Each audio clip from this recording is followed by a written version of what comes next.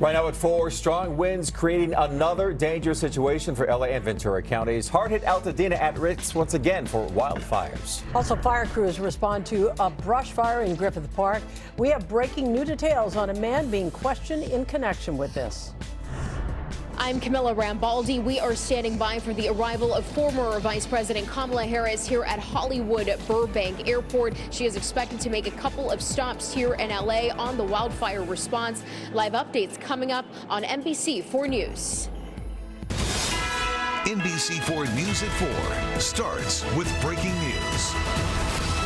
And right now at 4, nearly 2 weeks after the Eaton and Palisades fires broke on high alert once again.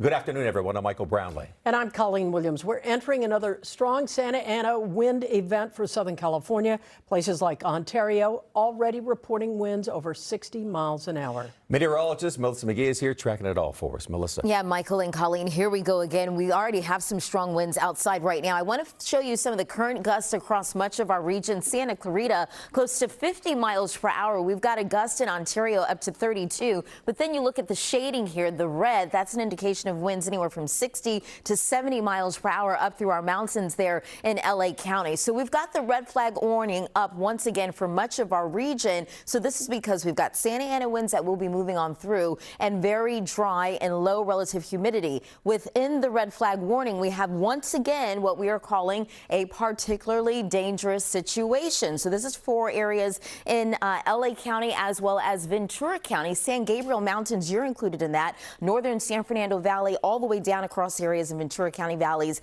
and mountains. So this stays up until 10 a.m. on Tuesday. Part of the reason why we have a concern for the Santa Anas is that it's dry and it's getting drier. The humidity futurecast showing you as we go throughout the overnight hours into Tuesday morning. Look at some of these percentages. In Temecula, you're down to 3%. Bone dry in Riverside in at 5%. So we'll talk about the Santa Ana winds, the impacts, and what we can expect. The peak of the winds arriving tonight right through 10 a.m. on Tuesday. The coast and the valleys, you'll have winds anywhere from 50 to 70 miles per hour. The mountains 60 to 80 miles per hour. Some spots a little stronger than that. Once the winds pick up, the humidity drops, which leads to erratic fire behavior if a fire is sparked. We'll take a closer look and we'll time it out for you coming up with your first alert forecast. I'll send it back over your way. All right, Melissa, thank you. Not surprising here. Fire crews once again beefing up their staffing as the winds start to pick up again. That's right. NBC4's Alex Rozier continues our team coverage from the Palisades Fire Command Post with details on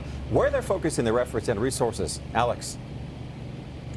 Michael and Colleen, there are already more than 5,000 firefighters that are out here fighting the Palisades fire. But right now, several crews have pre-deployed to fire-prone areas, so they are ready to respond quick if a new fire takes off. Small brush fire here just south of the Griffith Observatory. Today, firefighters quickly put out this small fire in Griffith Park, close to the observatory and several homes. And with even stronger winds expected tonight, LAFD Captain Eric Scott said they are preparing for more. So we have additional firefighters and fire engines that are going out into areas that are prone to having wildfires. That allows us to hit them hard and fast. We also have additional 911 call takers, helicopter pilots. Scott said people who live in hilly areas with windy roads should know parking restrictions will be enforced. So when we order an evacuation and you have a large SUV trying to come out with multiple vehicles behind and a big red fire engine coming in, we could have choke points, and we don't want that. Fire crews want the public to prepare.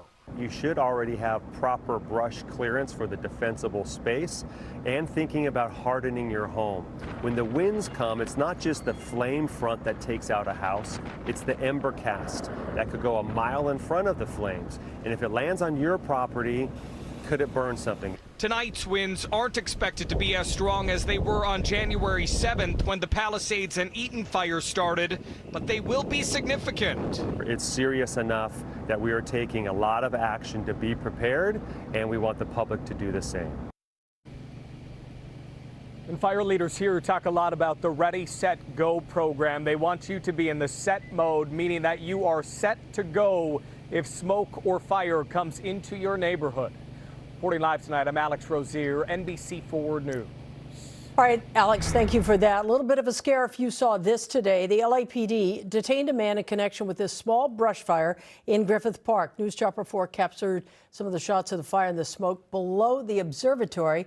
This going on at about 1:30. It burned about 1/4 of an acre out there. That's right. NBC 4's Eric Leonard live for us with breaking new details on the man who has been detained. Eric. Yeah, hi, Michael and Colleen. We're here on Kenmore Avenue in the flatlands of Hollywood, maybe a mile or so away from where that small fire burned in Griffith Park this afternoon. LAPD patrol officers, a short time after that fire ignited, detained a man here on this block who they believe matched the description of a person seen running from the area where that fire started. The chief of the LA Park Rangers tells us there are several eyewitnesses to what happened. He says the man here matched the description, and some of those eyewitnesses even sent police a photo. There was a witness that actually saw the suspect start the fire. They were able to give us a picture of the suspect that they took, and so Like a cell phone photo? Yeah, and so our watch commander ranger was able to send that photo out and to the other units in the area, and 10 minutes later the LAPD caught him here on Kenmore Street. He says this man appears to be in his 30s, described him as a transient known to park rangers and LAPD officers because, according to the chief there, the man has a history of lighting fires inside Griffith Park and in the surrounding community. Arson investigators came out here. The man was eventually taken away by LAPD officers for booking. Officials say they also found some items here on Kenmore Street that could be evidence related to how that fire started. The fire itself was knocked down very quickly by both park rangers and LA City firefighters with the assistance of some water drops from an LA City Fire Department helicopter. The fire burned about 1/4 of an acre. No buildings were damaged. No one was injured. We're trying to get some additional information about what charge this man may have been booked on, and we'll report back as soon as we know. For now, live from Hollywood, I'm investigative reporter Eric Leonard, NBC 4 News. Back to you. Eric, thank you for that. Historic day in Washington, D.C. 5 U.S. presidents in attendance when Donald Trump was sworn in as the nation's 47th president. Inaugural events have been going on all day, and President Trump started right away making good on his campaign promises. NBC 4's Conan Nolan joins us live from our newsroom with more on the president's message to the country. Conan. That's right. He's once again the president and commander-in-chief. And Donald Trump is not wasting any time signing scores of executive orders, including the renaming of the Gulf of Mexico the Gulf of America and reclaiming ownership of the Panama Canal. The Honorable Donald John Trump. Impeached twice, found guilty of 34 felonies, defeated 4 years ago, and nearly killed by an assassin's bullet. Donald J. Trump today completed the most remarkable political comeback in U.S. history, taking the oath in the nation's 60th presidential inauguration and the peaceful transfer of power. So help me God. So help me God. Congratulations, Mr. President.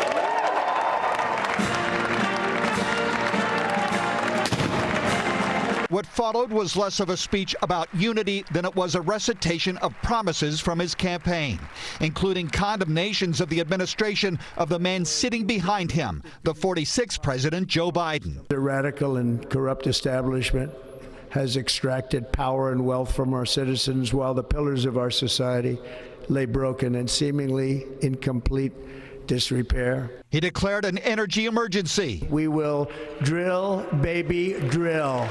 And an emergency at the southern border. Returning millions and millions of criminal aliens back to the places from which they came. At one point, Mr. Trump spoke of the government's response to natural disasters, making particular mention of the devastating fires in Southern California. Where we're watching fires still tragically burn from weeks ago without even a token of defense. In fact, both fires are mostly contained, thanks to the work of thousands of firefighters from across the West. They're raging through the houses and communities, even affecting some of the wealthiest and most powerful individuals in our country, some of whom are sitting here right now. They don't have a home any longer. It is unclear of whom the president was speaking. Attending was Apple's Tim Cook, Amazon's Jeff Bezos, and Meta's Mark Zuckerberg, as well as Elon Musk. All have homes in Southern California, but none of them burned. Later, the president appeared at the inaugural parade held at the city's Capital One Arena due to the bitter cold temperatures outside. This as President Biden and Vice President Kamala Harris left for California. She to her home in Brentwood, he to the Santa Ynez Valley in Santa Barbara County, to the home of a family friend. It's been the honor of my life to serve as your president. The end of one era and the resurrection of another. The 45th president, now the 47th. President Trump says he will visit Southern California later this week to personally inspect the damage from the Eaton and Palisades fires. Among his executive orders signed today, a withdrawal of the U.S. from the Paris Climate Accord Treaty. I'm Conan Nolan, NBC4 News. All right, Conan, thank you. And right now we are looking at a live shot here from the Hollywood Burbank Airport, the arrival of former Vice President Kamala Harris. Right after the inauguration, she hopped on a plane, headed to Los Angeles, as you see. She's landing right now at Hollywood Burbank Airport, then headed to Altadena to tour damage from the Eaton fire. We have Camilla Rambaldi and Robert Kovacic standing by with more on a live report once she steps off the plane. But, Michael, you may remember she has a home in Brentwood. It was, I believe, subject to evacuation orders last week in the Palisades fire. In fact, they did at one point arrest a couple of individuals in the area. No mention yet whether they were charged or not or what the circumstances were, but they arrested a couple of people in the area. Once again, this is Hollywood Burbank Airport. On that plane, former Vice President Kamala Harris. All right. We, of course, will have reports from both Camilla and Robert as soon as we get more. In the meantime, TikTok CEO is in the crowd for President Trump's inauguration. An expert joins us to talk about the social media app's future with politics and national security. And returning to the Palisades, more neighborhoods open up today. We'll hear from families who haven't seen their homes in nearly 2 weeks. Supervisor Catherine Barger toured the damage today in Altadena. Her visit comes during another high wind warning in the area. We'll be right back.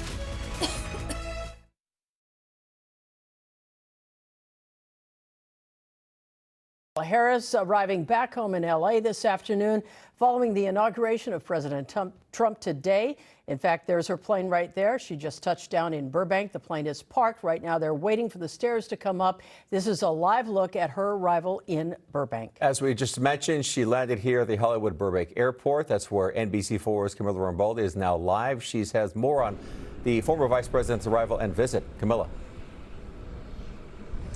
Hi, Colleen and Michael. That's right. The former vice president, Kamala Harris, as you just mentioned, just arrived here on Air Force Two as we wait for her to deboard the plane here. She's expected to make a couple of stops here in L.A. for her final ceremonial flight here back home here in Los Angeles, where she has a home in Brentwood. And NBC News has learned that she was supported by an all-female U.S. Air Force crew on her flight here from Joint Base Andrews to California. This is the first time an all-female crew has operated a C-32 for the U.S. Air Force. This flight was a little behind schedule. It was expected to land closer to 3:45.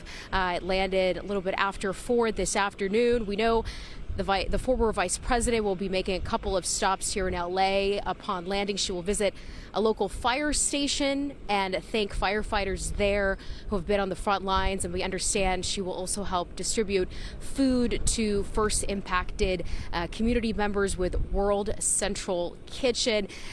And earlier this month, we know Harris had canceled her final foreign trip due to the California wildfires. Again, we are standing by for the former Vice President Kamala Harris to deboard here Air Force Two, as she's expected to get into the motorcade here to get to her next stop here in L.A. Robert, Colleen, and Michael. All right, we're going to stay on this till we see the former vice president come out at the top of the stairs. Presumably, she will be at some point this evening going back to Brentwood to her home there. Once again, as I mentioned, they were in those mandatory evacuation areas last week. She's landing as well, Michael, to some very strong Santa Anas, not quite as strong as they were maybe 2 weeks ago when all of this started, but strong nevertheless today. Yeah, and of course, she almost, her home at least in Brentwood had almost fallen victim to those Santa Anas. Of course, there was some evacuations at her property there in Brentwood. And as Camilla mentioned, she was supposed to make a trip, or canceled, I should say, her itinerary because of the wildfires here in Southern California. So again, former Vice President, freshly new former Vice President Kamala Harris, leaving the inauguration there in D.C. of now President Donald Trump, headed to Burbank here. And again, as Camilla mentioned, she's going to help distribute some food as well as visit the wildfire area of Altadena. We've watched World Central Kitchen do yeoman's work throughout these fire emergencies. We're going to bring in our Conan Nolan as well. Conan, she landed in Burbank, possibly visiting the command post in Altadena? Right, and remember that from this point on, the former vice president is focused on her future. And there's a lot of speculation as to what that future looks like politically. A lot of folks are thinking that she will run for governor of California in 2026, that the Democrats who've already announced for that office will allow her, will essentially clear the field for her to run for that job, the way Richard Nixon did in 1960 when he ran for president in 60, lost to John F. Kennedy, ran for governor 2 years later. Kamala Harris doesn't want to follow that lead because he lost. Dick Nixon did in 1962, and there's some suggestion she will run for governor. Others believe that she wouldn't do that because she wants to run for president again in 2028. We've been told that she plans on writing a book. That's, I think, her first priority. But it's interesting. She's coming back here. She's going to visit those first responders as well as the ones who've been providing services in the Eaton fire. And that's not part of her capacity anymore as vice president. She's a private citizen, but it could be something of a tell in that, yes, she's not leaving public service, and yes, she may be considering her next step, and that may be as the chief executive of the nation's most populous state. So, yeah, everything Kamala Harris does from now on, people will try to interpret as to what her intentions will be going forward. But she's a young woman still, politically speaking. This is not her last effort at public office. We don't think. She's either running for statewide office or running for the presidency once again. And I think we're going to be getting an idea of that in the next several months. Conan, some folks close to her within her camp told Political not too long ago that, you know, when it comes to a possible run for governor in 2026, she needs some time to sort out her personal affairs. And they acknowledge the fact that she's been in office for 2 consecutive decades now. Right, and this is going to be a change. Remember, when the president leaves, Joe Biden, he still has a Secret Service detail and he still has an office. There is an office of former president. There is really nothing for the vice president. She's going to have to learn to drive again. And if she doesn't drive herself currently, and so it's a much more nebulous position for a former vice president. She's, you know, Joe Biden obviously is not running again, but she could. And vice presidents in single-term administrations have the capacity to try to navigate the party. Once again, remember, it was Walter Mondale ran for president of the United States against Ronald Reagan 4 years after he was defeated as vice president. And so, you know, we'll see. I have to tell you, though, when it comes to other Democrats who've already announced for governor, including Antonio Villaraigosa, who we interviewed recently, former mayor of Los Angeles, he's not leaving the race. And I don't think any of the others are going to leave the race either. If she runs, she may have a fight on her hands from those who believe she needs to prove herself when it comes to a very important office, not only for the state of California, but nationally. Coney, you talk about her being a private citizen, but when you think she's born and raised in California, she is our version of political royalty here. And learning to drive, didn't she grow up with a car culture in the state of California? Yeah, touche, Colleen. I have no doubt she knows how to drive, but she hasn't had to drive for some time now. That's true. Not only as vice president, but as a U.S. senator, and even before that, as a California attorney general. Yes, but it's an odd position for anybody with her background, anybody with her resume in public office. Starting as a deputy DA in Alameda County, San Francisco District Attorney, Attorney General, U.S. Senate, Vice President. It's been a string of political offices. She hasn't been in this position in many years, and it'll take certainly some getting used to. But of course, she again needs to focus on her next step. The former first gentleman, Doug Emhoff, any indication that he will go back into practice? Still unclear as to whether he goes back to being an entertainment attorney. We're assuming he will. I mean, why wouldn't he? And as you pointed out, Colleen, one of the interesting things about Kamala Harris is that was born in Oakland, served in San Francisco, and now lives down here. So she's got the width and breadth of the state behind her when it comes to at least in her zip codes. And she has a resume the likes of which a lot of people in politics would love to have in terms of the experience. There was a guy named Ken Kashigian, who's a political consultant for Richard Nixon and for Ronald Reagan, a Republican, who wrote a column in the Wall Street Journal about Kamala Harris's future. And he said, remember, one of the problems if you were the vice president and then you run for governor the way Dick Nixon did in 1962, everybody thinks that you really want to go back to Washington. It's a placeholder position until you run again. And that's one of the concerns that she will have if she does run. If everybody, and it's a tough thing. Even as a senator, you're thinking globally. You're thinking about international relations. As a governor, it's about the state. It's a much different job. All right, Conan Nolan, we appreciate it as we wait for former Vice President Kamala Harris here to deplane. But in the meantime, we're going to take a quick break, but first, Melissa McGee with a check of those winds. Yeah, Michael, as we take a live look outside, we are looking live from our Mount Wilson camera. Can't see the trees kind of blowing in the wind. We already have winds gusting in some spots up to 50 miles per hour. They're going to get stronger tonight into your Tuesday. We'll talk about it coming up with your First Alert forecast. All right, breaking news here this afternoon, a brush fire in Granada Hills. Ileana Moreno live for us in News Chapter 4. Ileana. And this is adjacent to the northbound side of the 405 freeway at Rinaldi. It's a 3-acre brush fire that broke out here at about 4 o'clock. You see that the LA City Fire Department is already on scene with multiple hand crews, and it appears to be mostly a grass fire, vegetation type of incident here with multiple units, though, blocking the northbound side of the freeway. So this is really going to have a major impact on this northbound 405. Traffic is at a complete stop, and there's really no way to get these drivers off the roadway. So all of the people that you see here are simply stuck. If you normally do take that northbound 405 freeway, your best alternate is to take the eastbound 118 to the 5 north, and then you can reconnect northbound 5 from there. That's really the best alternate around this, because again, at this point, it's unknown how long these lanes are going to be shut down, but you can see that the fire department hard at work to put this one out. The southbound side of the 405 freeway, though, remains open.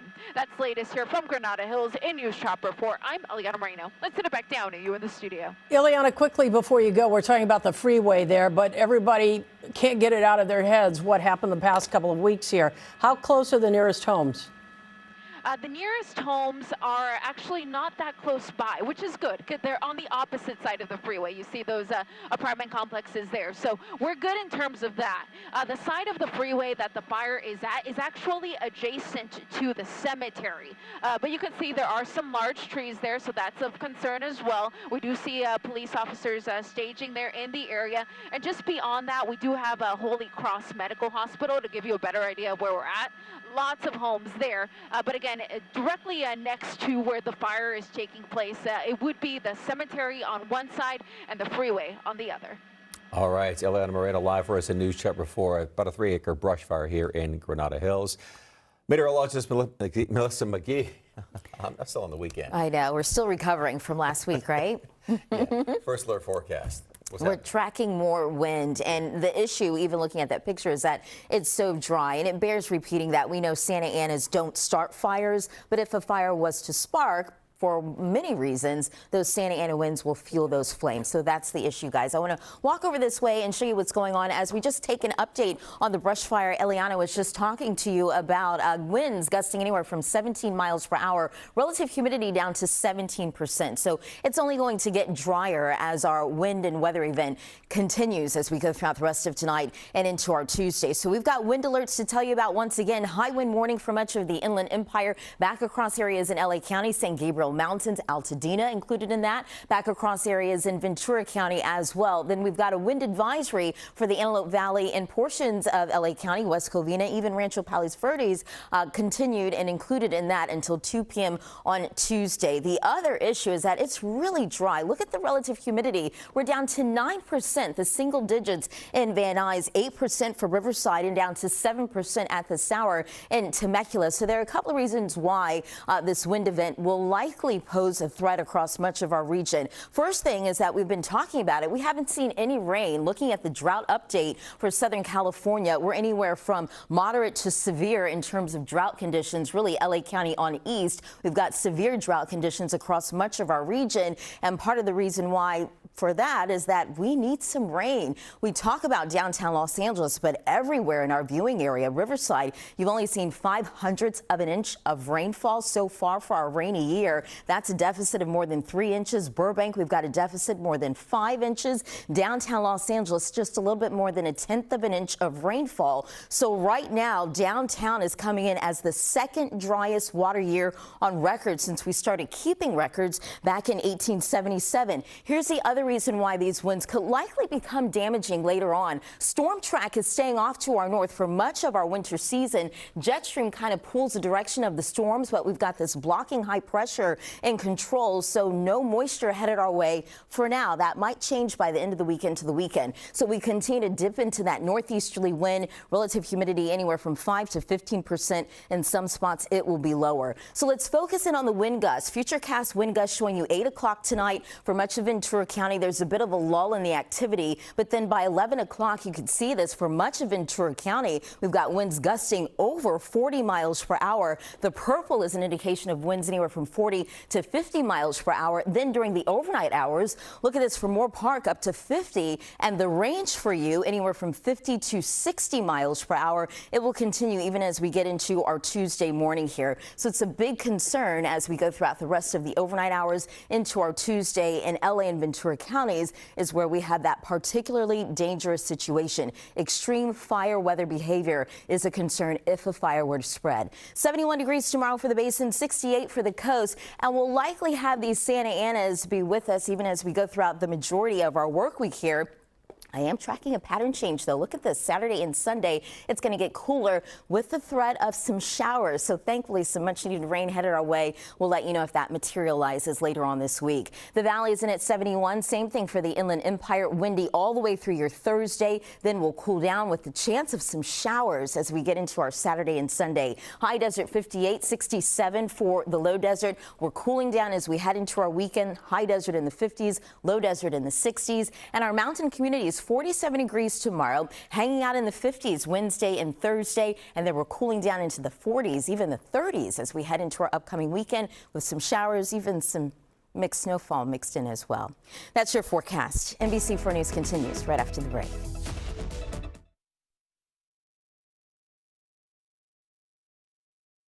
Especially with the fire danger, and we have this breaking news right now. We've spotted a brush fire.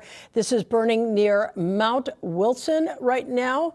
The tower cameras up there, as Melissa said, the strong winds could fuel some of that fire, push it along. You may remember this burned very close to Mount Wilson a couple of weeks ago, the first week of the fires up there. And Michael, there was some thought at that point that they would let that burn right up to the edge as far as they could, and then there wouldn't be an issue, would burn out some of that overgrowth up there. Which I think their plan actually worked in this particular case. None of the transmission towers were damaged, but came fearfully close to that, as we saw. But again, we are keeping a very close eye on this brush fire near Mount Wilson. Our camera pointed in the direction of that white smoke there.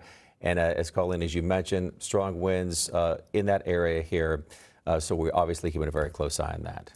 This is a place where we saw firefighters really take a stand the first week of the fires in the Eaton Canyon and Eaton Fire area in Altadena. And that's because these towers up there house so many communications, you know, radio, television, police, fire, and so much more. So they really will do their best to protect that area. Once again, this is a live picture right now from our camera high atop Mount Wilson. We've spotted another fire in that area. We're trying to get more information on it, and we will bring it to you as soon as we can. All right, former Vice President Kamala Harris just arriving in Los Angeles to tour the devastation from the Eaton fire in Altadena. This is a live look at Gordy's garage. I believe we have that shot coming up over at the World Central Kitchen in Altadena. We don't have that live shot, but she's expected to make a stop there. And within the next half hour or so, they help distribute food to those impacted by the fires. And looking at the timing of Altadena on their way from Burbank Airport, we expect them there within the next 15, 20 minutes tops. Are we going to go to Robert Kovacic? All right, let's go to Robert Kovacic. He's in Altadena right now, and that's where Harris is expected to arrive. As I said, Robert, within 20 minutes or so? Yeah, that's a good window to say. You know, it's hard to know how long she's going to stay at Gordy's garage, but you know, keep in mind this was always going to be a very difficult homecoming for Kamala Harris. Months after her defeat, and now returning home to Southern California, it gets even more difficult with the devastation we've experienced in the last 10 days. And so you see her now arriving here at Burbank Airport just after 4 o'clock this afternoon. She arrived here with her husband and deplaned and immediately got into some SUVs with Secret Service following her and on her way to Altadena. And I believe we have a live picture for you from Gordy's garage. This is where the former Vice President will participate in distributing food to the community members along with the World Food Bank. She will spend some time there, we understand, and then we are told she will come here to the fire station in Altadena, flanked by burned out homes. And this fire station is right in the center here. She will come here. We are told she will make some remarks. Don't know if she's going to take questions from us. And then, presumably, Colleen and Michael, the former vice president, will head home to Brentwood. And keep in mind that will be, she will go from Altadena and then she will go to another fire devastated area. Brentwood was evacuated during the Palisades fire, and as we showed you live on NBC4 News this late last week, was only just repopulated. So she is able to actually return home to her once evacuated area, and that will be the first time that she is back to view whatever she can with the Palisades fire. But there are no plans, as far as we know, for her to visit the devastation further down inside of the Palisades. So for now, we wait for the former vice president to return home to Southern California to survey the damage, to meet with community members, and to meet with our heroes, members of the Los Angeles County Fire Department. We're live here in Altadena. I'm Robert Kovacic. We'll see you next hour. All right, Robert, we appreciate it. Thank you. Coming up next, you're looking at drone footage of all the devastation caused by the Eaton fire. The city official taking an up-close look here today, promising help is on the way. Plus, backlash against the brutality, new scrutiny being leveled at the film ahead of the Oscars, and we'll tell you why. Still ahead. And the moment in sports, not a good one. The Rams meeting the end of their season, and not how they want it. Olivia Garvey joins us with what's next at 5. This was the error message millions of TikTok users received on Saturday night. The app went dark hours before its scheduled ban here in the U.S. But by Sunday afternoon, the app was back up and running. Now, as you know, President Trump gives TikTok credit for helping him get reelected, but questions remain surrounding TikTok's future right here in the U.S. Joining us right now is Ben Ricciardi, social media expert and brand strategist. Ben, thanks for joining us. Thanks for having me. So we know the TikTok ban is law here in the U.S., but President Trump has promised to sign an executive order that stays that ban. Can you bring us up to speed? What is going on? Yeah, I mean, it looks like Trump has given them at least 100 or so days to have TikTok figure out if it's going to sell. I think it's most likely not going to need to even do that. I think Trump is enjoying looking like the hero and keeping TikTok alive and young people using the app. Lawmakers and security experts all have cited concerns over TikTok's data collection practices. So if you could tell us, what security risk does TikTok pose in the United States? Yeah, in my opinion, the risk isn't in the data. The risk is actually in their ability to affect their algorithm and serve hundreds of millions of Americans different things that they want us to see, affect us in how we think, what we choose to look at, even all the way down. And now TikTok Shop is filled with items that they want us to buy. This could get very, it could be a huge risk for us all as Americans if they're serving us things that hurt how we all act towards each other or create things where we don't believe in certain parts of our government. And that, to me, is the most scary risk when it comes to TikTok. Was there a message from Washington today? I mean, we saw TikTok CEO in the crowd for the inauguration. Jeff Bezos was there, Elon Musk, Mark Zuckerberg. What does it mean for the future of social media, in particular TikTok here? I mean, I think with all of, Trump having access now to all of the heads of every social media platform, it's not just about TikTok at this point. All the platforms have the ability to manipulate the public. And that's something that we have to get under control. We got to be careful on what we expect these social platforms to be all about. And having Trump have access to all of them, I think could be scary. So we all have to keep our eyes and ears, dialed in what they're serving us and what our algorithm is showing. All right, Ben Richarder, we appreciate your time here this afternoon. Thanks for the insight. Thank you so much for having me. All right, take care. All right, right now, President Trump is signing executive orders pardoning everyone involved in the January 6th insurrection. Conan Nolan live with breaking details for us. Conan? Yeah, he pledged to do this, and he's putting pen to paper apparently as we speak. 1,500 pardons for those involved in the January 6th attack on the U.S. Capitol, January 6th of 2021. There are 6 commutations, and that is those are individuals that were convicted. He's reducing their sentence. We are told that there are others who were convicted of January 6th. He is not at the moment touching. That is, it is the president saying that they are under review. But the vast majority, the overwhelming majority of those who were involved in the January 6th attack, once again, getting a full federal pardon from the president of the United States. There are those who are sentenced to more serious crimes. Their sentences of at least 6 of them, from what we understand, being commuted, that is reduced dramatically, if not ended, and others, we are told from the White House, that are under review, that were convicted perhaps of the more violent elements to the attack on the Capitol, that have not been pardoned and not commuted, but they're under investigation, or I should say, being reviewed by the White House. This is one of scores of executive orders that the President of the United States said he was going to sign on this day.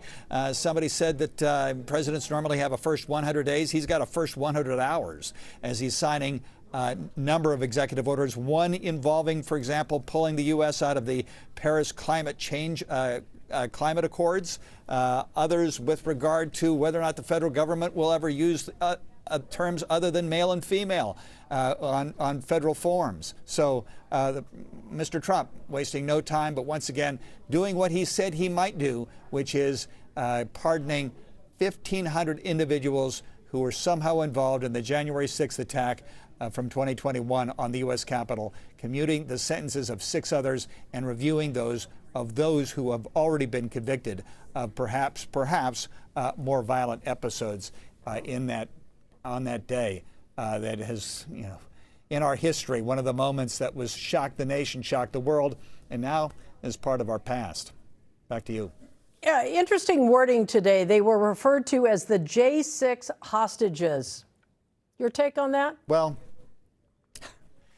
You know, it's George Orwell who said that everything is how you define it.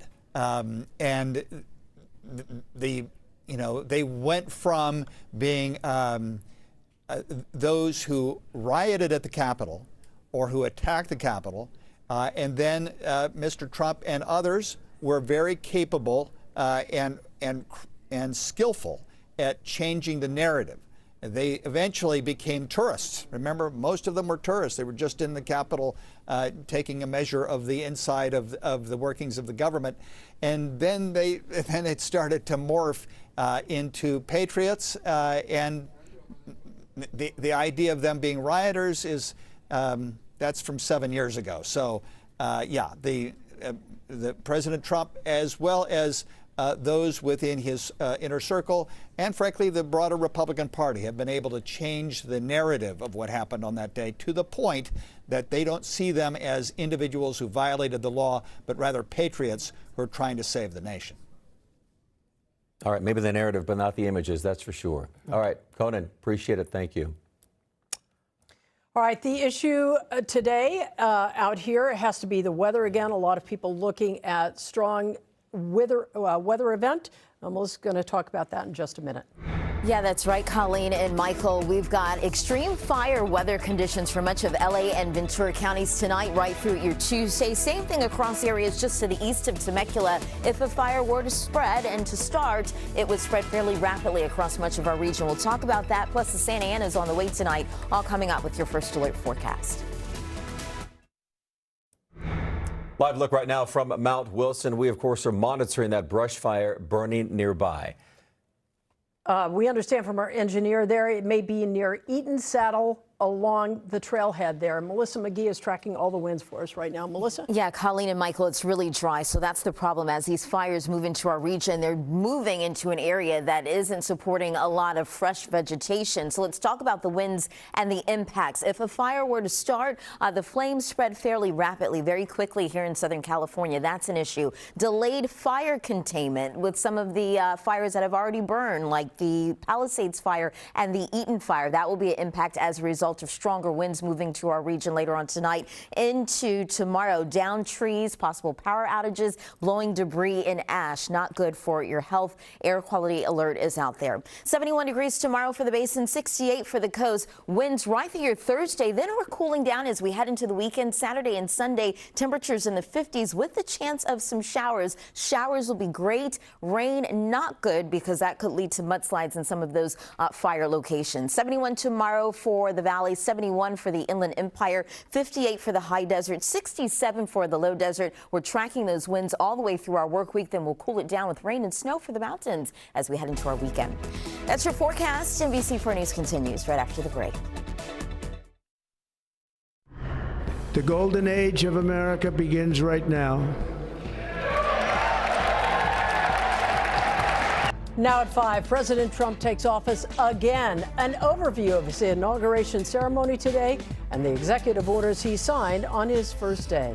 Plus, from our nation's capital to California, former Vice President Kamala Harris is in town to meet with survivors of the Eaton fire. Fire crews are taking steps to prepare in advance of strong winds tonight. I'll tell you what they're doing as the news at 5 starts right now. NBC4 News at 5 starts with breaking news. And our top story here tonight, your first alert forecast, not just strong winds in the air, but tension. Thanks so much for being with us, everybody. I'm Michael Brownlee. And I'm Colleen Williams. We're talking about winds now between 60 and 80 miles an hour in some areas. One small spark could very quickly become something much bigger. Here's a live look outside right now. Calm, you can see on some of your screens here, but we can tell you the wind is strong. We saw it as the former vice president got off the plane in Burbank. They'll be blowing between now and tomorrow night. On the top right, you can see what's left of a small fire that's burning near Mount Wilson. The engineer there tells us it may be near Eaton Saddle Trailhead. A lot to get to here. Meteorologist Melissa McGee is here with a look at your first alert forecast. Melissa. Yeah, Michael and Colleen, the winds will only pick up as we go throughout the rest of tonight into tomorrow morning. I want to talk about some of the winds and the peak gusts we've seen so far. Magic Mountain Truck Trail, 88 miles per hour. Banning having a gust up to 65 miles per hour. Rancho Cucamonga and at 61, 50 56 in Ontario, and Porter Ranch clocking in at 53 miles per hour. The peak of the wind arriving tonight, and it will continue as we go throughout the overnight hours. So we've got the red flag warning because of those Santa Anas, but also because it's so dry at the surface. So a red flag warning up for much of our region. LA and the Basin wind sheltered, but San Gabriel Mountains included in this red flag warning. And within the red flag warning terminology, we're all becoming all too familiar with the particularly dangerous situation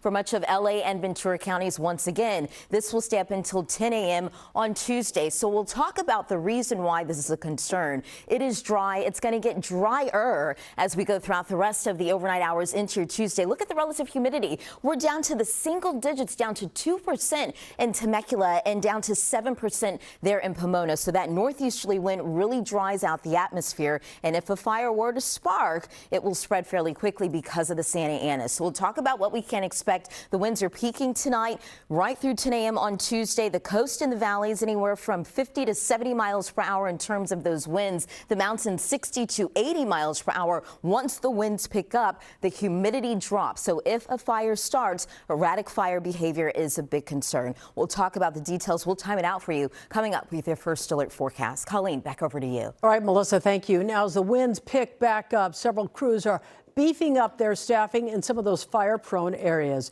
You can see how quickly it happens. This is actually video from Griffith Park earlier today about 1:30, where a brush fire was very quickly contained. That's the good news. NBC4's Alex Rozier joins us live from the Palisades Fire Command Post, where crews are ready to go. Alex?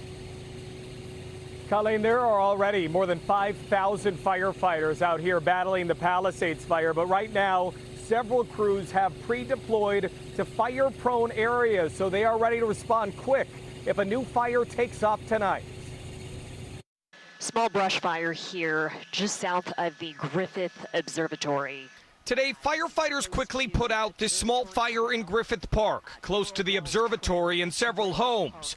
And with even stronger winds expected tonight, LAFD Captain Eric Scott said they are preparing for more. So we have additional firefighters and fire engines that are going out into areas that are prone to having wildfires. That allows us to hit them hard and fast. We also have additional 911 call takers, helicopter pilots. Scott said people who live in hilly areas with windy roads should know parking restrictions will be enforced. So when we order an evacuation and you have a large SUV trying to come out with multiple vehicles behind and a big red fire engine coming in, we could have choke points, and we don't want that. Fire crews want the public to prepare. You should already have proper brush clearance for the defensible space and thinking about hardening your home.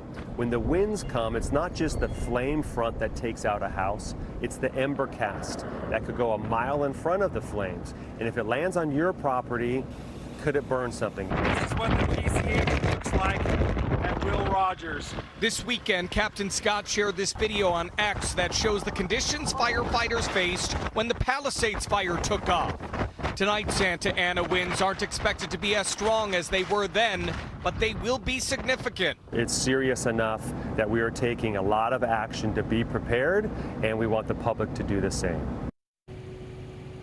Fire leaders were talking a lot today about what they call the Ready, Set, Go program. And right now they want you to be in the set mode so that you are set to go if smoke or fire comes into your neighborhood. Reporting live tonight, I'm Alex Rozier, NBC4 News.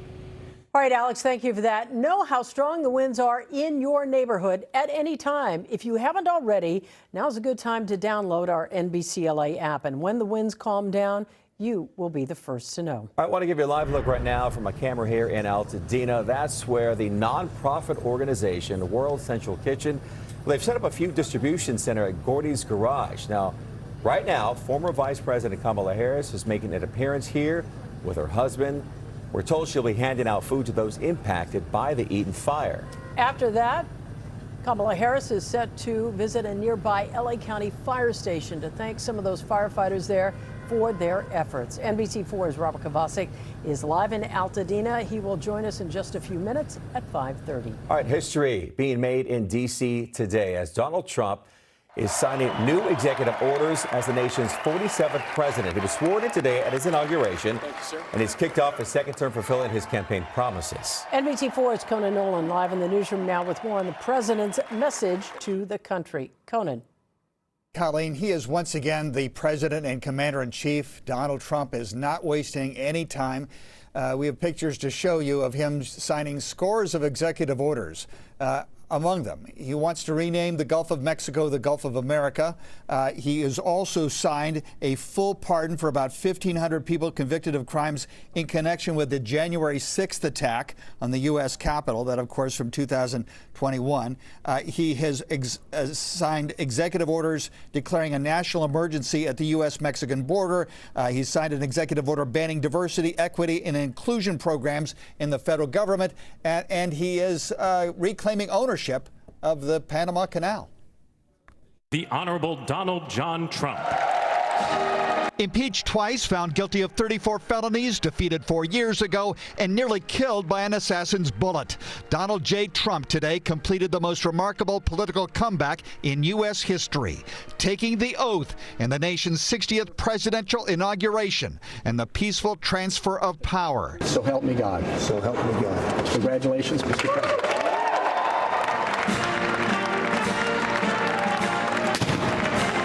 What followed was less of a speech about unity than it was a recitation of promises from his campaign, including condemnations of the administration of the man sitting behind him, the 46th President Joe Biden. The radical and corrupt establishment has extracted power and wealth from our citizens while the pillars of our society lay broken and seemingly in complete disrepair. He declared an energy emergency. We will drill, baby, drill. And an emergency at the southern border. Returning millions and millions of criminal aliens back to the places from which they came. At one point, Mr. Trump spoke of the government's response to natural disasters, making particular mention of the devastating fires in Southern California. Where we're watching fires still tragically burn from weeks ago without even a token of defense. In fact, both fires are mostly contained, thanks to the work of thousands of firefighters from across the West. They're raging through the houses and communities, even affecting some of the wealthiest and most powerful individuals in our country, some of whom are sitting here right now. They don't have a home any longer. It is unclear of whom the president was speaking. Attending was Apple's Tim Cook, Amazon's Jeff Bezos, and Meta's Mark Zuckerberg, as well as Elon Musk, are believed to have property in Southern California, but there's no indication any of it burned. Later, the president appeared at the inaugural parade held at the city's Capital One Arena due to the bitter cold temperatures outside. This as President Biden and Vice President Kamala Harris left for California. She to her home in Brentwood, stopping first to thank emergency responders at the Eaton fire in Altadena. He to Santa Ynez Valley in Santa Barbara County, to the home of a family friend. It's been the honor of my life to serve as your president. The end of one era and the resurrection of another. The 45th president, now the 47th. President Trump says he will visit Southern California later this week to personally inspect the damage from the Eaton and Palisades fires. Among his executive orders that we were talking about, one that withdraws the United States from the Paris Climate Accord Treaty. I'm Conan Nolan, NBC4 News. Back to you. All right, Conan, thank you. Still to come, you're looking at drone footage of all the devastation caused by the Eaton fire. The elected official taking an up-close tour today and promising help is on the way. Also, backlash against the brutalist, new scrutiny being leveled at the film ahead of the Oscars for its use of AI. You're watching the NBC4 News at 5. Now to the latest on our wildfires. High winds here today have prompted a red flag warning for areas already affected by the fire. Fire crews are on alert, especially near the Eaton fire, which is 87% contained. Take a look at this new drone video shows the devastation already in Altadena. Meanwhile, the Palisades fire is 59% contained. High winds will be a major concern for both the Palisades and Altadena areas. As more neighbors are being allowed back into the burn areas of the Eaton fire area, LA County Supervisor Catherine Barger walked one of the hardest hit areas just off Altadena Drive and Lake. NBC4's McCullough Medina was with her. He's live in Altadena with more for us. Mac. Well, Michael, Colleen, Supervisor Berger started right here at what used to be a hair salon and a music store. You can see a car is burned out. The building is a shell of what it used to be. It's one of dozens of businesses and homes destroyed by the fire. The supervisor vowing victims will get the help they need to rebuild. It's heartbreaking. From just about every direction we walked, devastation. This is like nothing that I've ever seen. LA County Supervisor Catherine Barger walking down Lake Avenue. She represents Altadena and thousands of neighbors now picking up the pieces. I am so sorry. I am so sorry. The Wongs lost their home and their car in the fire. I was here since 2015. Wow. Yeah. And wow. we were planning on staying here till retirement. Barger not only feels the pain of her neighbors, but carries the weight of the long rebuilding journey ahead. I'm laser focused on getting the debris removal, getting my constituents to feel that we are moving toward a road of recovery. Drone video from the area gives us a better sense of the challenges they will face. Home after home gone, businesses destroyed, and the community demanding help and answers from Barger and the County Board of Supervisors. My goal is to streamline it. We've talked about streamlining after fires and getting rid of the bureaucracy, but now we've got to do it. Unlike LA, there is no chief recovery officer for the affected areas of the Eaton fire. Barger is pledging to implement lessons learned from other fire recovery efforts and cut the red tape. The buck stops with me. She hopes people will safely get back on their feet as soon as possible, especially those in marginalized communities. But she knows it's a long road ahead. It's going to be a long road to hope. I mean, there's no question about it. But I have hope that we will get it done. No, I have confidence we will. I expect nothing less. She expects nothing less, although the wind is something she is worried about right now as it continues to pick up here in the Altadena area. She does say she sees the light at the end of the tunnel, and she wants residents to know that she will be fighting for them every step of the way. We're live in Altadena. I'm Mikhail Medina, NBC 4 News. All right, Mac, thank you for that. That wind that Mac was talking about, that's a great concern for a lot of people today. Looking live from News Chopper 4, this is over downtown L.A. Our meteorologist, Melissa McGee, is here now with more on the winds. And are we at the peak yet? Not yet. The peak will arrive later on tonight. So there's a bit of a lull that will take place this evening. And then once we get into 10, 11 o'clock tonight, they'll start to pick up during the overnight hours. So heightened concern once again. I want to show you what's going on in terms of the wind alerts. We've got a high wind warning. That's for areas in the Inland Empire, up across areas in the San Gabriel Mountains, back across LA and Ventura counties. Then you can see for areas in Lancaster, the Antelope Valley, you're underneath a wind advisory. Same thing across areas for portions of LA County, down across areas in West Covina, even Rancho Palos Verdes. So we're calling for winds in some spots anywhere from 50 to 70 miles per hour for the coast and the valleys. The mountains anywhere from 60 to 80 miles per hour. In some spots, isolated could be stronger than that. Here's the other problem. It is so dry. For the past 2 weeks, we've been dealing with Santa Ana. So we've been dealing with these northeasterly winds racing through the mountains, coming through the canyons and passes, and drying out the atmosphere. So this is going to be a very dry, windy event that we're tracking. Look at the current relative humidity, down to 8% for Santa Ana and just 11% there in Santa Clarita. So once those winds whip on in, the humidity drops even more. The other issue is that we need rain desperately. Any drop in the bucket is much needed. Riverside, if you look at what we've seen so far for our water year, less than 1/10 of an inch of rain. Burbank, we've got a deficit of more than 5 inches. Downtown Los Angeles, we've only seen a little bit more than 1/10 of an inch of rainfall. So we've got a deficit close to 6 inches. And so far for our rainy year, this is coming in as the second driest since we've been keeping records back in 1877. The other issue is so far for our winter season, the storm track has been all off to our north. And typically when we talk about the jet stream, storms ride the jet stream and they move in and out of our region. But we have this ridge of high pressure that's blocking any storms from moving into our region. So they get shunted off to the north. And for us,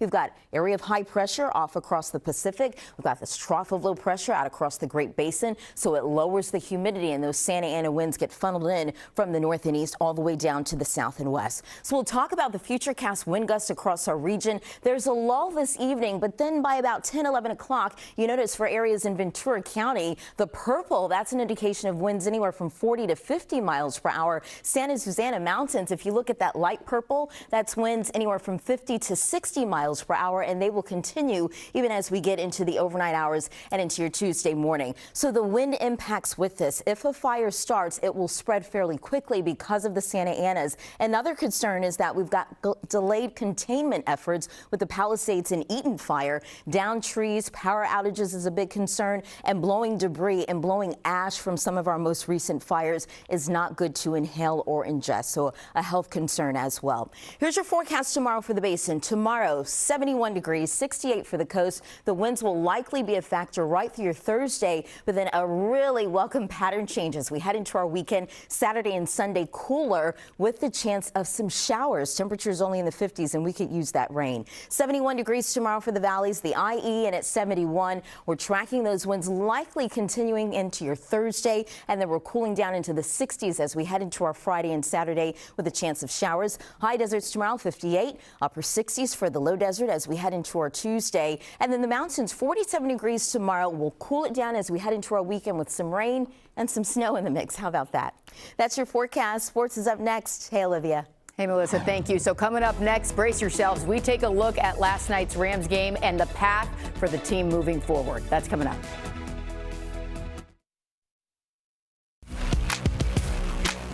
Well, the Rams' Cinderella season has officially come to an end. There were a few moments that doomed the Rams in yesterday's 6-point playoff loss to the Eagles. We're going to go over it. The very first play of the snowy final quarter. Look at that. Running back Kyron Williams fumbled in a 1-point game. You can't do that. The Eagles recovered and converted that into 3 points. And a few minutes later, same thing with Matthew Stafford. Had the ball knocked away, and the Eagles recovered it. This one might have been a bigger deal because without that fumble right here and the ensuing 3 points from Philly, it could have been a 3-point game at the end. The Rams were in field goal position when their chances ran out, and that final chance went nowhere. When Stafford's fourth down pass sailed out of bounds, the Rams had started to become a rallying cry for a city in so much pain. So the abrupt end to their Cinderella story was especially tough for head coach Sean McVay.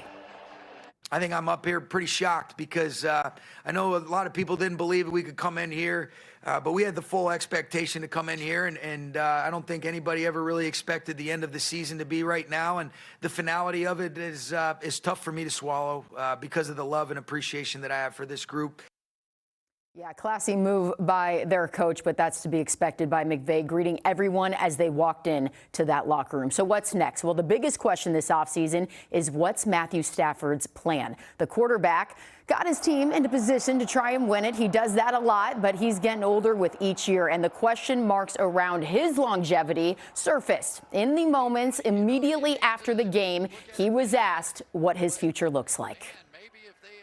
You know, as far as my future goes, I mean, it's 30 minutes after the last game, so I'll take some time to think about it, but I feel like I was playing some pretty good ball. You got football left in you? Sure feels like it. Yeah, he's like, guys, give me time here. Stafford has 2 years remaining on his contract, but in football, the team can decide to cut him loose or trade him away, but it doesn't sound like the team has any interest in those two options.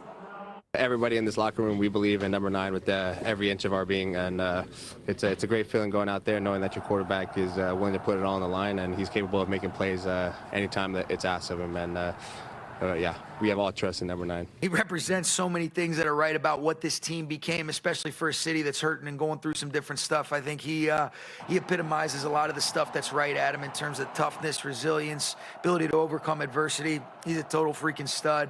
And I thought he was outstanding tonight. I'm sure damn proud of Matthew Stafford. They believe in number 9. Sounds like a vote of confidence if you ask me. So here's the bottom line. The Rams started this season 1-4. They were left for dead to come back, make the playoffs, and win a playoff game in a relocated natural site due to the wildfires. That's pretty impressive. They exceeded expectations this season, and Stafford is a big reason why. Top-tier quarterbacks are nearly impossible to come by. The Rams have one, so they might as well ride that horse till they can't ride it anymore. Interesting way to put it. Yeah, yeah, and you know what? He's been having this team's back all season long. You know, when you think they're not going to do it, number 9 just strolls in and says, you know, hold my stuff, I got you. You just wrote the best press release for the Rams and Matthew Stafford. I really love Matthew Stafford. Like, I really need him to stay, and I think his teammates agree. And Cooper Kupp talked about his future with the Rams, and we're going to talk about that at 6. He's only 36. He's a young buck. All right. He's young. Appreciate it. Thanks. All right, still to come, a day of giving back. We're going to show you how thousands of people supported their community here on this Martin Luther King Jr. holiday. And we are live in Altadena, where former Vice President Kamala Harris is headed to meet with people and crews impacted by the Eden fire.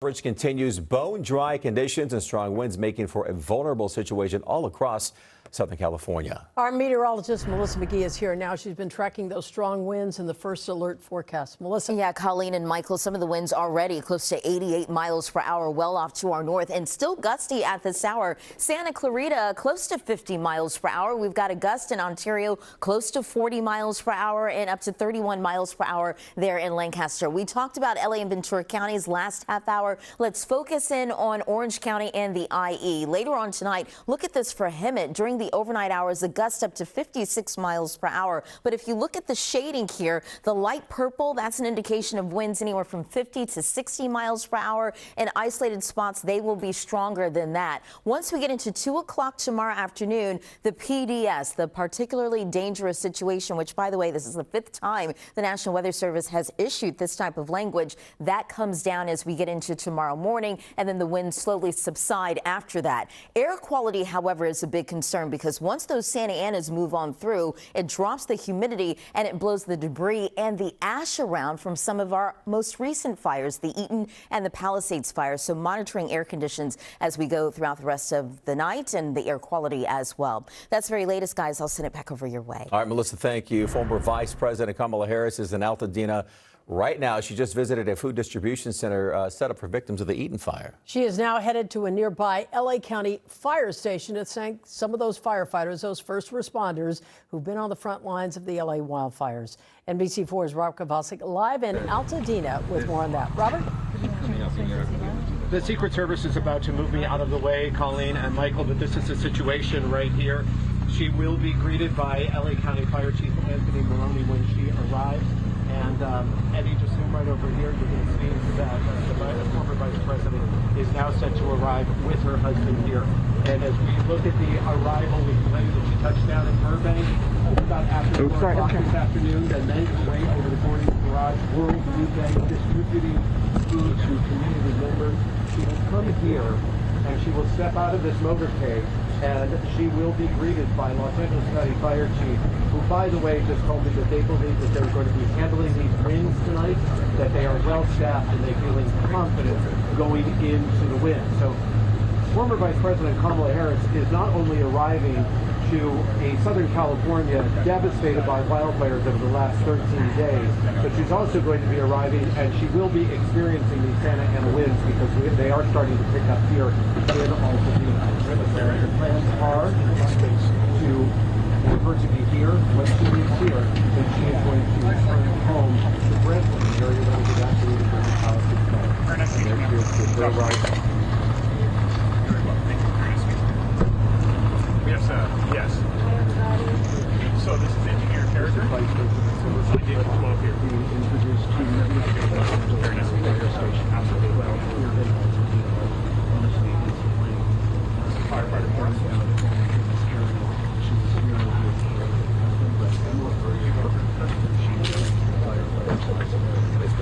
Okay, we see the former Vice President Kamala Harris, also a resident of LA whose home was under mandatory evacuation orders. The former First Gentleman, Doug Emhoff, with her right now, personally thanking some of these firefighters who've been on the front lines. Michael, when you think about it, it's 2 weeks now almost. Yeah, 2 long weeks and a lot of unknowns here when it comes not only to the wildfires, but of course those Santa Ana winds. These firefighters being kept on their toes.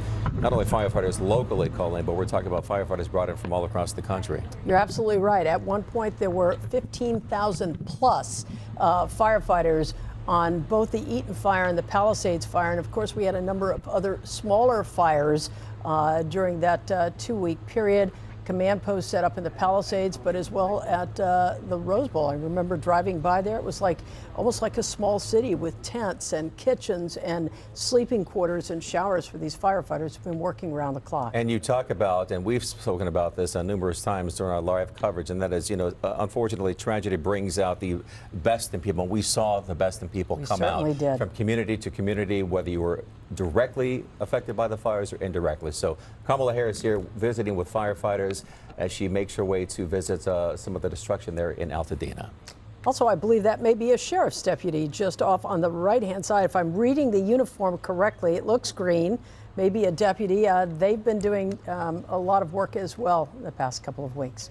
All right, folks, we're going to move on here. An ambitious agenda as President Donald Trump and the executive orders he signed. Well, they're generating a whole lot of reaction tonight. Joining us right now to break it all down is Jessica Levinson, law professor at Loyola Marymount University. Jessica, thanks so much for joining us tonight. You may have seen this within the past hour. The president issued 1,500 pardons and commuted the sentences for at least 6 people. Part of his campaign promise, he's reviewing more. What's your view of all of that? Well, what we're seeing is when the Constitution granted presidents broad pardon power, that presidents can use this. We haven't seen this in the past, and I think we're going to say that, frankly, a number of times over the next 4 years, where we see a chief executive who wants to expand the power of that position. I think we're going to see it in all of the executive orders that we'll likely get a moment to talk about tonight, in the pardons, in all the places where the Constitution gives the president the power to act alone or in concert with the legislative branch. So frankly, I think the pardon power was intended as a fail-safe, where there had been some miscarriage of justice and where the president is kind of the last stop to say, no, we need to either grant some sort of clemency or a pardon. We could have a political debate about whether or not it was envisioned for this particular set of circumstances. The president has moved to change the government's policies on gender and diversity, which he promised to do on the campaign trail. What do you make of all this? So I think we're going to see President Trump, and we've already seen it today, move very quickly with big, bold executive actions to make good on those campaign promises.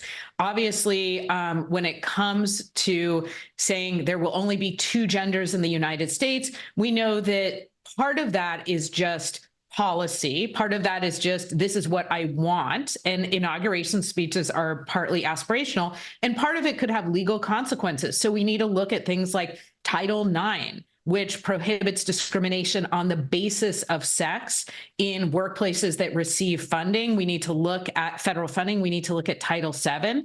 And we need to look at whether or not the president has the power to say that we cannot recognize transgender people and transgender rights. Let's remember there was a recent Supreme Court case, 2020, the Bostock decision, where the court found that discrimination on the basis of gender identity is the equivalent of discrimination on the basis of sex. Jessica, this was day one. Day one. Is there any indication what may be next? People in large cities very concerned about ICE raids and that whole issue of deportation and immigration. I think there's no indication that there will be a slowdown when it comes to immigration. That was at the very forefront, as you know, of this inauguration speech, where he said, I'm declaring a national emergency, and it's going to allow me to do all these things. With respect to people's concerns, one thing I want to, of course, emphasize is that you cannot executive order your way out of legislation or the Constitution. So when it comes to all of these big, bold actions, the president talked about using the Alien Enemies Act. The president talked about reinstituting Remain in Mexico. In all these situations, we need to look at the legislation that would give him the power to do so, and frankly, look at the reality that as soon as the executive orders were ready to go, lawsuits will be ready to go as well. So many of these actions, frankly, will be tied up in court, I think, at least for the short term. And as Colleen mentioned, this is day one. Jessica, we appreciate your time here tonight. Thanks for being with us. Take care. Still ahead here at 5, services for survivors free of charge. the salon that's offering some relief to those impacted by the Eaton fire. Today may be a day off from school or work, but it's also a day when so many people commit to a day of service. Martin Luther King Jr. Day, and thousands of people are spending the day doing just that. NBC4's Hetty Chang live for us in Garden Grove, where one of dozens of volunteer events happened today. Hetty. Hey, Colleen and Michael, the volunteering event here at the OC Food Bank, it wrapped up this afternoon, and so now we're getting a really good idea of just how much work was done here. Take a look at this. More than 1,000 volunteers. They packed up more than 11,000 boxes of food. It's all going out to families in need beginning tomorrow, and Orange County is not the only community who showed up to serve today.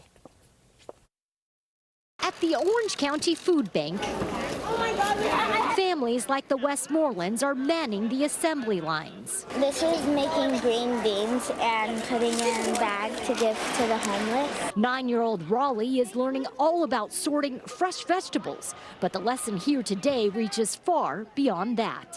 We are volunteering on behalf of Martin Luther King Day to celebrate his legacy and to teach our children about giving back, and to teach our children about service. From Orange County, Cereal, rice, soup. Where tens of thousands of boxes of food will go to feed families in need. To a day of service at the LA Coliseum. Dr. King had a vision of a beloved community. And in West Adams, where mountains of donated clothes will go to displaced families from the wildfires. On this Martin Luther King Jr. Day, thousands all across Southern California are commemorating Dr. King's life, one he dedicated to the service of others. As we celebrate Martin Luther King's legacy, our organization wouldn't even be around if it wasn't for his advocacy during the civil rights movement. So today is really about honoring his legacy, honoring his work, honoring his advocacy on a war on poverty. This is really uplifting, especially at this point in time where we kind of, we really do need to come together. We really do need to work together. And we all today have a common goal because, we all want to help LA right now. This day may be a day off from school, but it is a day on for compassion and community. Look at all the people behind you. We have people of all ages, all races, all religions, all political bents, everybody here just because we're all people. People helping people. An important day in history, and we need to, I think about the entire community and think about much more than ourselves. So just being able to help other people is, that's what this day is all about. For this generation and beyond. This is our village, right? And so they see what we do and they emulate. And so we want to be good examples for our children. So when they grow up, this is just a part of their normal and daily life of giving back to their community. Passing it on. Passing it on. It's a legacy.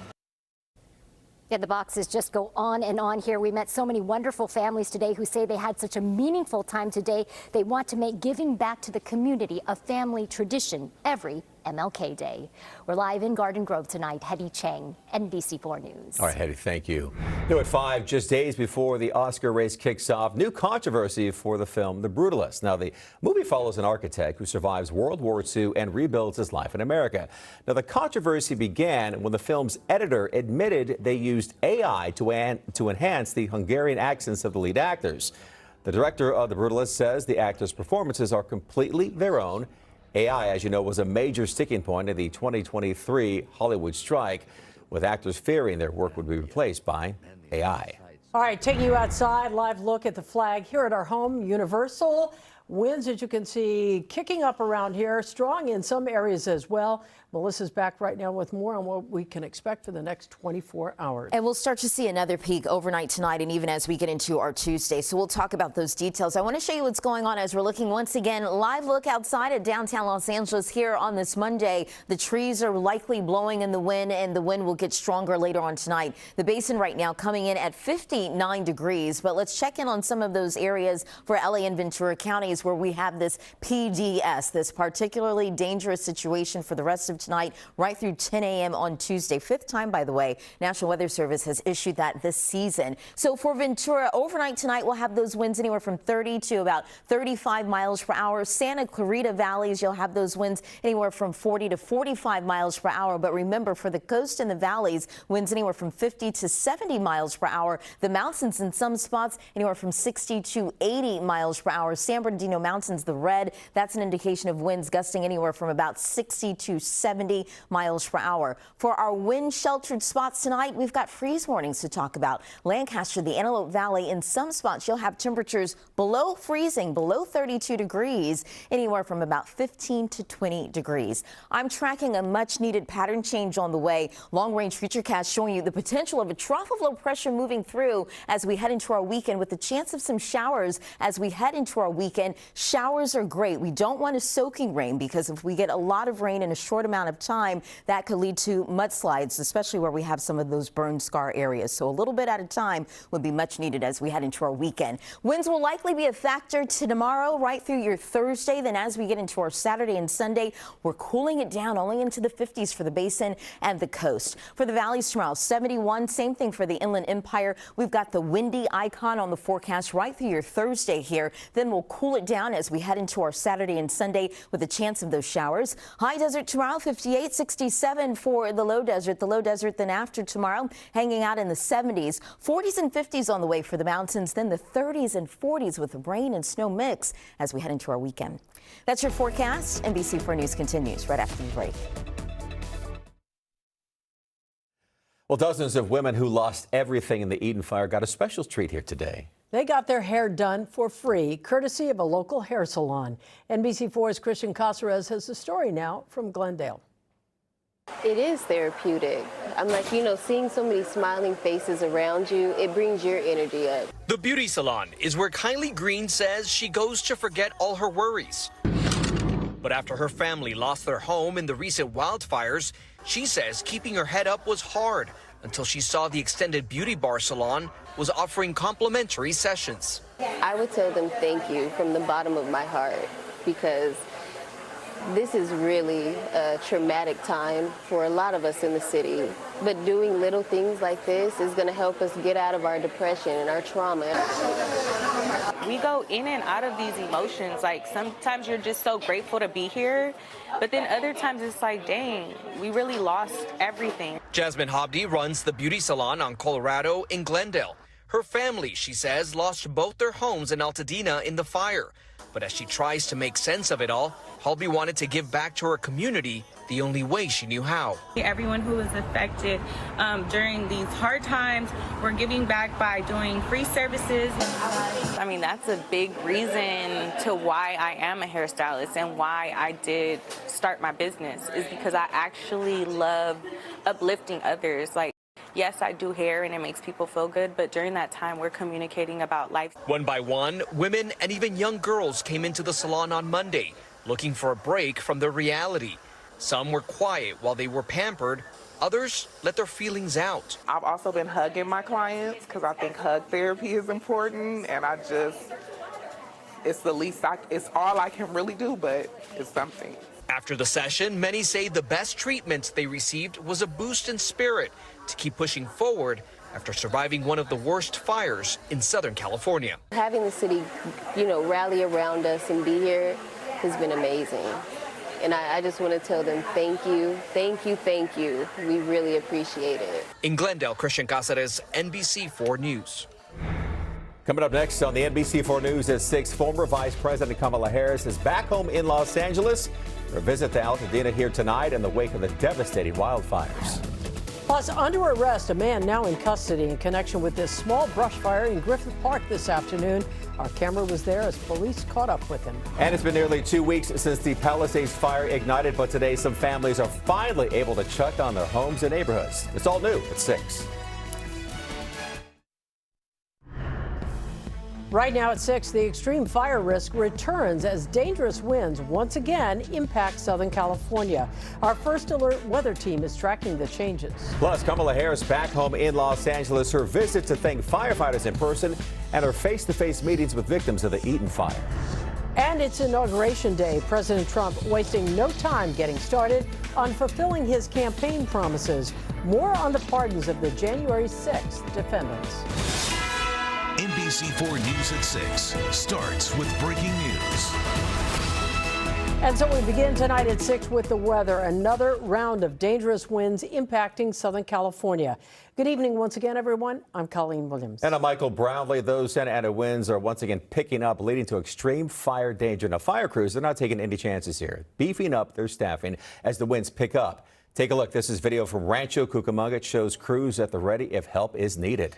Meteorologist Melissa McGee is here now with more in the first alert forecast. Melissa, as we move into the evening, what are we expecting? We're going to expect the winds to pick up in terms of intensity. Colleen and Michael, look at some of the current gusts across our region. Santa Clarita, 49 miles per hour. Riverside in the IE, we've got a gust up to 35 miles per hour. So the coast and the valleys, you'll have winds anywhere from 50 to 70 miles per hour. Some of our mountain communities will likely have winds during the overnight hours into our Tuesday, anywhere from 60 to 80 miles per hour. Some spots even stronger, even higher than that. So we've got the Santa Ana winds on the way. It's really dry at the surface, so a red flag warning is up for much of our region until 2 p.m. on Tuesday. Add on top of that, we have what we now know as a particularly dangerous situation. This is the most extreme weather alert the National Weather Service can issue. It's really rare, and we've already had it 5 times for our winter season, so it's really concentrated out across areas in LA and Ventura counties. Let's talk about the wind and the impacts as a result of the wind, what you will likely see when you step outside. If we get a fire, the flames will likely spread quickly because of the strength of the Santa Anas and delayed fire containment efforts with the Palisades and the Eaton fire. Down trees, possible power outages is a big concern. We've got blowing debris, blowing ash because of our most recent fires, which if you inhale that, if you ingest that, it's certainly harmful to your health. So we'll talk about the details and talk about these winds. We'll time it out for you coming up with your first alert forecast. Michael, back over to you. All right, Melissa, thank you. Several crews are beefing up their staffing in fire-prone areas. Our team coverage continues with NBC4's Alex Rozier live from the Palisades Fire Command Post with details. Alex. Michael, there are already more than 5,000 firefighters out here battling the Palisades fire, but right now several crews have been pre-deployed to fire-prone areas, so they are ready to respond quick if a new fire takes off tonight. Small brush fire here just south of the Griffith Observatory. Today, firefighters quickly put out this small fire in Griffith Park, close to the observatory and several homes.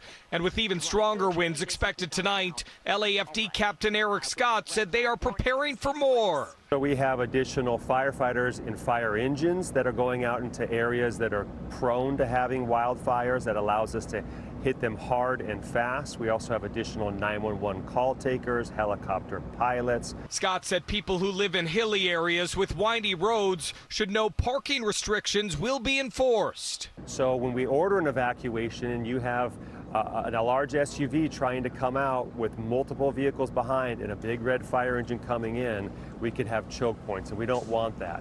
Fire crews want the public to prepare. You should already have proper brush clearance for the defensible space and thinking about hardening your home. When the winds come, it's not just the flame front that takes out a house, it's the ember cast that could go a mile in front of the flames. And if it lands on your property, could it burn something? Tonight's winds aren't expected to be as strong as they were on January 7th when the Palisades and Eaton fires started, but they will be significant. It's serious enough that we are taking a lot of action to be prepared, and we want the public to do the same. Captain Scott talks a lot today about the ready, set, go mentality. He wants the public to be in the set mode tonight so that you are all set to go if smoke or flames come into your neighborhood. Reporting live, I'm Alex Rozier, NBC4 News. It is Inauguration Day in Washington, D.C., and Donald Trump is officially the nation's 47th president. President Trump kicked off his second term by fulfilling his campaign promises and signing executive orders. NBC4's Conan Nolan is here now with more on the president's message to the country. Conan. That's right. He's once again the president and commander-in-chief, and Donald Trump is not wasting any time, signing scores of executive orders, including just a few moments ago, a sweeping pardon of 1,500 January 6th defendants. Impeached twice, found guilty of 34 felonies, defeated 4 years ago, and nearly killed by an assassin's bullet. Donald J. Trump today completed the most remarkable political comeback in U.S. history. So help me God. So help me God. Congratulations, Mr. President.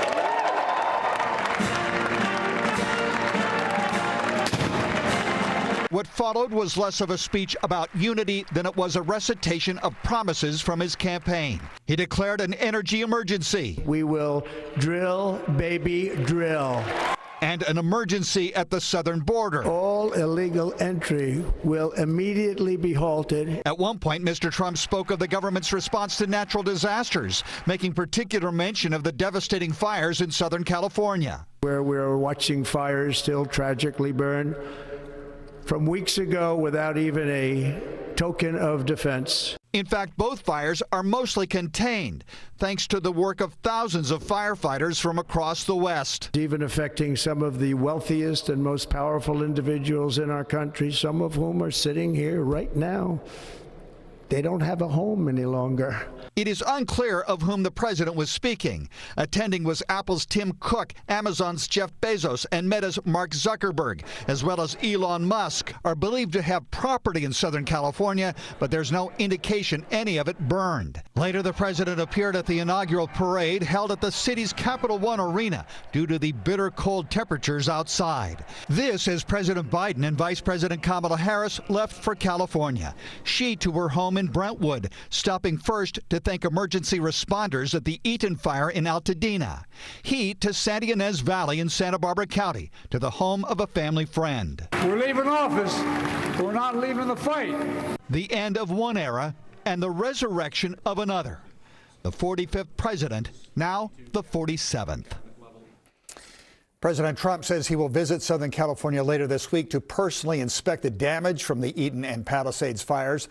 Among his executive orders signed today, a withdrawal of the U.S. from the Paris Climate Accord Treaty, and also that sweeping pardon of everybody involved in the January 6th. We understand that he sent a message to the U.S. Bureau of Prisons saying anybody who is incarcerated now needs to be out by the end of tonight. That's pretty sweeping. Yes. Conan, do we know what's coming next? A lot of people in some of the larger cities are very concerned about what ICE may do this week. Well, he talked in his inaugural address about how millions of undocumented immigrants will be sent back to the country of their origin who are criminals. Well, there aren't millions who are criminals. And so that opens the question, does he mean anybody who may have entered the country illegally? Does that make them a criminal in the eyes of the Trump administration? So yeah, we're thinking Chicago's going to be the first sweep. It's still unclear as to when and where that's going to take place. All right, Conan Nolan, appreciate it. Thank you. And coming up next on the NBC Nightly News, continuing coverage of the inauguration of Donald Trump. They'll take a look at his historic second term and his plans for the first 100 days. You can catch that at 6:30, followed by the NBC4 News at 7. Meantime, as we've been showing you, former Vice President Kamala Harris is in Altadena tonight, hours after President Trump's inauguration. She is there helping to hand out food to fire victims. Less than an hour ago at Gordy's Garage, she was there. We're going to go to Robert Kovacic right now, who's at the LA County Fire Station in that area as well, where Harris visited firefighters and thanked them for their efforts protecting the community over the past couple of weeks. Robert. And where she has just left, Colleen, listen, it's Inauguration Day. This was going to be a difficult day for former Vice President Kamala Harris, but the last 2 weeks just made it even more difficult. And so when she stepped off of the plane and after she stopped at Gordy's Garage, she arrived here to this fire station in Altadena, at the heart of Altadena, flanked by burned out homes. And as we showed you live on the NBC4 News at 5:30 today, and we can show you right now, you see her arriving and thanking members of this fire station. Here as well was the chief of the Los Angeles County Fire Department, Anthony Maroney. And then Harris turned to the cameras, and this is what she told us. It was really important to us before we went home, and we are some of the lucky ones. Our home is still standing. We wanted to come out, and in particular to this extraordinary community, and just let people know that we see them and that they are cared for. And as I said to these courageous and extraordinary firefighters, you know, moments of crisis really do reveal the heroes among us. We went and visited Rural Central Kitchen. I mean, the volunteers who are there, some of them who lost their own homes, are there doing the work of taking care of perfect strangers who, in the face of that stranger, they see a neighbor. These are folks who understand the strength and the value of community, which is everyone coming together with a shared sense of purpose and identity as a community of people.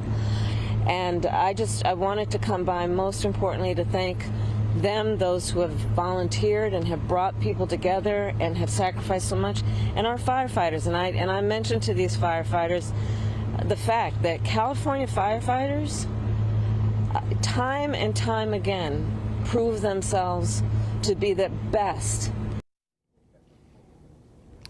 So when the former vice president and her husband, Doug Emhoff, left Washington, D.C., they boarded a plane. They landed at Burbank. They went straight to Gordy's Garage and with World Central Kitchen distributed food to members of this community, as well as thanking the volunteers there before arriving here at Fire Station 12.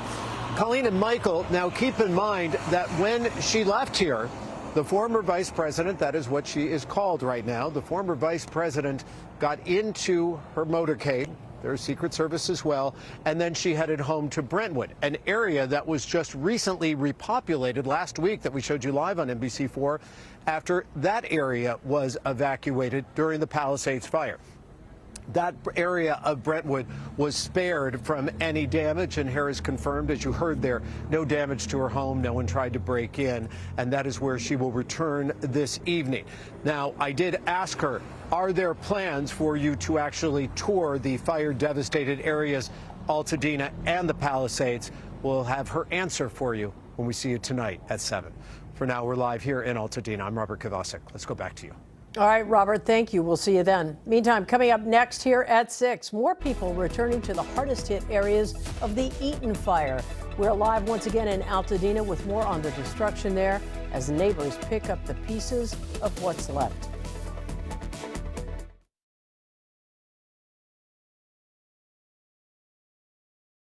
Girl who was stabbed to death in Azusa last month. Azusa High School cheerleader Angela Gonzalez was laid to rest today in Glendora. Dozens of friends and family gathered to remember her and to say their goodbyes. She was killed just weeks before her 18th birthday. The suspect, her ex-boyfriend, now facing murder charges. The motive under investigation. The LAPD arrested a man in connection to this small brush fire in Griffith Park earlier today. News Sharp 4 capturing shots of the fire and smoke below the observatory just before 1:30 this afternoon. Burned about a quarter of an acre. Fire was quickly put out. Police arrested a man nearby in connection with that fire. In honor of Martin Luther King Jr. Day, hundreds of people came out to the OC Food Bank in Garden Grove to spend the day just giving back to the community. These volunteers here put in a lot of work on this annual day of service. They sorted out thousands of boxes of food for families in need. Volunteers say the holiday is a day for compassion and community. We are volunteering on behalf of Martin Luther King Day to celebrate his legacy and to teach our children about giving back and to teach our children about service. And we need to, I think about the entire community and think about much more than ourselves. So just being able to help other people is, that's what this day is all about. Many families who volunteered today say they're coming back next year to give back again. I just know it's standing and it's torched, and that's all I know from a picture. Still ahead at 6, as containment lines grow, more residents are being allowed to return to their homes to see what remains. An update on where things stand tonight for the Palisades fire.